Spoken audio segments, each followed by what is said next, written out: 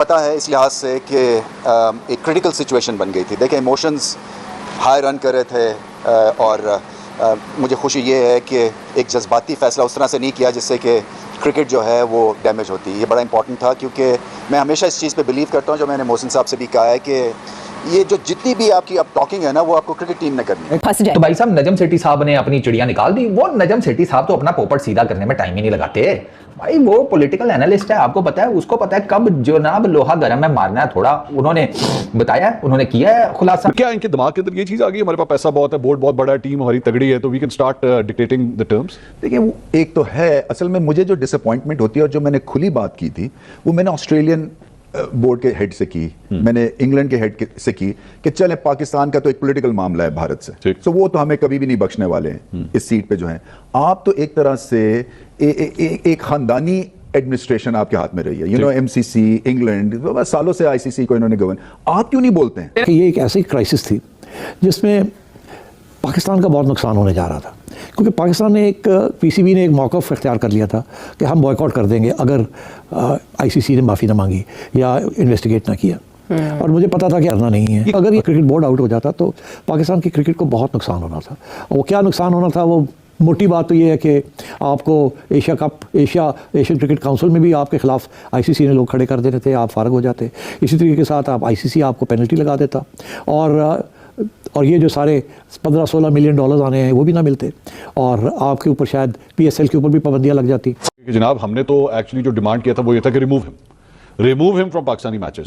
तो फिर ये पाकिस्तान के मैच को फिर भी हेड क्यों कर रहे हैं? नकवी साहब को ये क्रेडिट जरूर दूंगा कि जहां पे बात इज्जत की आई तो उन्होंने भी एक स्टैंड लिया कि ये नहीं है कि जी आईसीसी की या बीसीसीआई की कोई अंधी दादागिरी चल रही है। उन्होंने भी दिखाया कि हम हैं और हम भी जो है वो जवाब देना जानते हैं। आपको पहले से पता होता है कि पाकिस्तान को कुछ मिलने वाला नहीं। वो पता नहीं किस तरह से चैंपियंस ट्रॉफी हमें मिल गई, वो भी थर्ड फोर्थ पार्टीज को लगाया था। मुझे याद है, मैं उस इजलास में था। तबूत में आखिर कील ठोक के बैठे हुए था पाकिस्तान क्रिकेट बोर्ड। ये शुक्र अदा करना चाहिए नजम सेठी साहब को और रमीज राजा साहब का। ये मैं आपको बता रहा हूं, वरना ये अपनी ये ना वो पॉपुलर डिसीजन करके बैठे थे। लोग कहेंगे वाह वाह कमाल, खड़ा है जनाब पहाड़ की तरह तन के पाकिस्तान क्रिकेट बोर्ड, कमाल कर दिया, बाइकआउट कर दिया। उसके बाद हमारे साथ क्या होना था आपको अंदाजा नहीं है। क्रिकेट मैनेजमेंट एक्सपोज हो चुकी है 2-2.5 साल के अंदर कि पाकिस्तान का किसी क्लब क्रिकेट से भी मैच करा दिया जाए तो पाकिस्तानी टीम शायद उसमें भी। पहले दिन से कह रहा हूं, ये बाइकआउट वाला फैसला बहुत ही बचकाना फैसला था, और जिसे बोलते हैं अनप्रोफेशनल कोई डिसीजन हो सकता है ये वाला। आप खुला मैदान छोड़ दें दूसरों को। और मैंने ये भी कहा था, ये नजम सेठी साहब ने भी कहा, रमीज राजा साहब ने भी कहा, ये सनाउल्लाह 3 दिन से कह रहे हैं, इन दोनों ने भी बात कर दी। रमीज राजा साहब ने उस दिन प्रेस कॉन्फ्रेंस में बात की कि सूर्या, उन्होंने हवाला दिया कि जो प्रेस कॉन्फ्रेंस में बात की गई उस पर पाकिस्तान क्रिकेट। जैसे कि आप सभी को पता है कि एंडी माइक्रोफ को लेकर पीसीबी बहुत नाटक कर रहा था, बहुत ड्रामा कर रहा था। तो दोस्तों, उस समय पीसीबी ये धमकी लगा रहा था कि हम आगे के सारे मैचेस बॉयकॉट करेंगे। तो दोस्तों, उस वक्त अगर पीसीबी ने ये किया होता तो पीसीबी को इतना जबरदस्त फटका बैठता, इतना जबरदस्त फाइन बैठता, तो दोस्तों उसकी हालत पतली हो जाती और पाकिस्तान का क्रिकेट पूरी तरह से बंद हो जाता। तो दोस्तों, इसके ऊपर नजम सेठी ने भी एक डिस्कशन में बताया है। आइए देखते वीडियो को अंत तक देखिए। चैनल पर नए हो तो सब्सक्राइब करके बेल आइकन जरूर दबाइए। वीडियो को अंत तक देखिए, मैं मिलता हूं आपको वीडियो के अंत में। ये मौक़िफ़ रहा है कि अपना मौक़िफ़ ज़रूर दें, लड़ें, कानूनी तौर पे लड़ें, मगर इंटरनेशनल अरीना छोड़ना नहीं है। जैसे सियासतदान को हम कहते हैं कि इलेक्शन जैसी भी हो, इलेक्शन लड़नी चाहिए, रिगिंग हो ना रिगिंग हो, इलेक्शन बॉयकॉट नहीं करना चाहिए, वैक्यूम नहीं छोड़ना चाहिए, खला नहीं होनी चाहिए। आप लड़ के अपने मौक़िफ़ पेश करें। तो that has always been my फ़लसफ़ा, और इसीलिए we are still in the game. तो अब बात यह है कि तो जब उन्होंने मुझे याद किया तो मुझे दोस्तों ने कहा कि आप मत जाएं, आप उनको सपोर्ट मत करें एंड सो ऑन। तो मैं मोहसिन नकवी साहब को सपोर्ट करने नहीं गया था, मैं गया था पाकिस्तान क्रिकेट बोर्ड को सपोर्ट करने। तो अगर ये क्रिकेट बोर्ड आउट हो जाता तो पाकिस्तान की क्रिकेट को बहुत नुकसान होना था। वो क्या नुकसान होना था, वो मोटी बात तो ये है कि आपको एशियन क्रिकेट काउंसिल में भी आपके खिलाफ आईसीसी ने लोग खड़े कर देते थे, आप फारग हो जाते। इसी तरीके के साथ आप आईसीसी आपको पेनल्टी लगा देता, और ये जो सारे 15-16 मिलियन डॉलर्स आने हैं वो भी ना मिलते, और आपके ऊपर शायद पीएसएल के ऊपर भी पाबंदियां लग जाती कि जी फॉरेन प्लेयर्स नहीं जा सकते खेलने के लिए। तो this was an existential crisis for PCB. अब इन्होंने फैसला तो कर लिया था, काश ऐसा फैसला ना होता, मगर जज्बात में आके कर लिया। अब निकलना था उसमें से थोड़ी बहुत इज्जत के साथ। तो मेरा ख्याल है वो कर लिया इन्होंने। तो यही हिदायत थी, यही हमने बैठ के फैसला किया। इसीलिए मैं गया था कि मुझे उन्होंने बुलाया, तो मैंने कहा मैं जाके अगर पूछेंगे तो मैं बताऊंगा कि मेरा ख्याल है। और अच्छी बात यह है कि उनके भी ख्यालात इसी किस्म के थे कि अब कैसे निकला जाए, तो हमने निकाल लिया उनको, और गेम चल पड़ी है। अल्लाह खैर सल्ला। तो मेरा सिर्फ ऑनेस्टली यही मौक़िफ़ था कि PCB should survive, PCB cricketers should survive, this is a great game जो कि वी लव डियरली। इसमें मोहसिन नकवी साहब is not the problem, problem is India.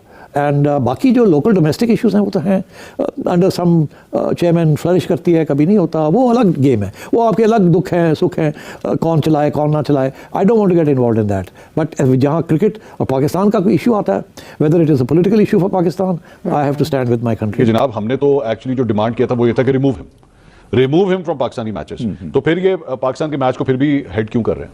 देखें, एक हद तक आप जा सकते हैं ना, अब आपके पास आप ये देखें ना कि रिमूव करना है और हमने खेलना नहीं है, तो मैच यहां पे पड़ा था ना, तो अब आपको एक तरह से मिडिल पाथ कहीं ना कहीं ढूंढना था। मैं अगर पोजीशन में होता, उस सीट पे होता, तो एग्जैक्टली यही करना था मैंने। अच्छा, कि आपको क्रिकेट का ख्याल करना है, फैंस, टीम, फाइनेंशियल्स भी है, आगे चल के इसके क्या रिपरकशंस होते हैं, आप पुल आउट एक दफा करते हैं, व्हाट हैपेंस, किटी में क्या आपके पड़ता है, यू नो, ये सारी चीजें आपके डेवलपमेंट किस तरह से इंपैक्ट होती है। और दूसरा ये है कि आईसीसी ने भी रियलाइज किया, मतलब उनसे ये भी ईक आउट करवा लेना कि हम इसकी इंक्वायरी करवाएंगे, हम देखेंगे कि कहां पे गलतियां हुई हैं, make sure that it doesn't happen again. अच्छा, सो मतलब अभी ये सिलसिला चलेगा, अभी मजीद इंक्वायरी के लिए तो हुआ है। अब मुझे आपकी बात से एक्चुअली एकदम अभी हिंट आया कि so basically the financials did play a role कि नहीं, मैं अपनी तरफ से अज्यूम कर रहा हूं। अच्छा, देखें, मैं तो ये देखता हूं कि आपको फाइनेंशियल हिट बिला वजह नहीं खानी है, आपने पॉइंट क्रॉस कर दिया। देखें, भारत ने जो किया है ना, मेरा पॉइंट ये भी था नकवी साहब को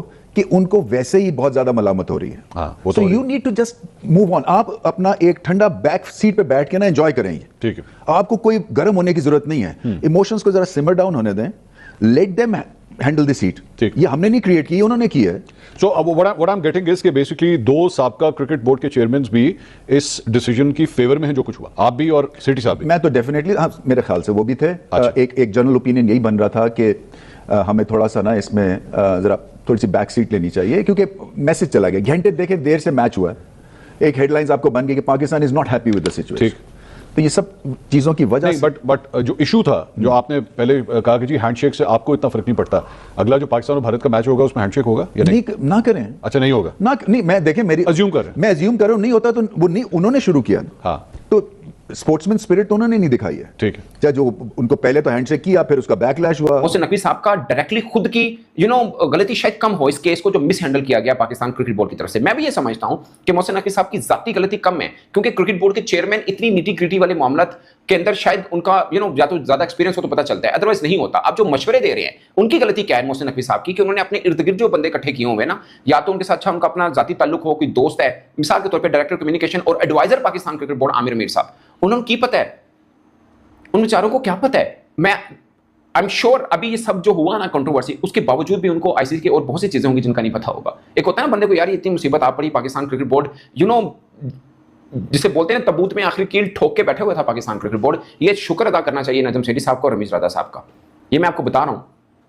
वरना ये अपनी तय ना वो पॉपुलर डिसीजन करके बैठे थे, लोग कहेंगे वाह वाह कमाल, खड़ा है जनाब पहाड़ की तरह तन के पाकिस्तान क्रिकेट बोर्ड, कमाल कर दिया, बाइकआउट कर दिया। उसके बाद हमारे साथ क्या होना था आपको अंदाजा नहीं है।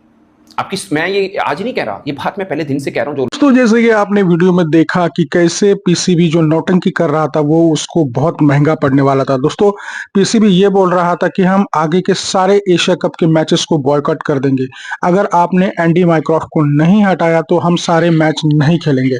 तो दोस्तों, आईसीसी ने उसको एक जरा सी भनक लगा दी कि भैया अगर आप आगे के मैचेस बॉयकॉट करोगे तो आपको इतना ज्यादा फाइन भरना पड़ेगा कि आपकी क्रिकेट की 7 पुश्तें भी इसको चुका नहीं पाएंगी। तो दोस्तों, $1.6 मिलियन का फाइन का नाम सुनते हुए पाकिस्तान की पतलून गीली हो गई। दोस्तों, जो जिस जोश से पीसीबी आईसीसी के साथ झगड़ रहा था, उसी जोश से पीसीबी ने यू टर्न मारा और आईसीसी का जो सारे डिमांड है वो पूरे कर दिए। और दोस्तों, जिस अंपायर के बारे में पीसीबी कंप्लेंट कर रही थी, उसी अंपायर को आईसीसी ने मैच रेफरी रखा।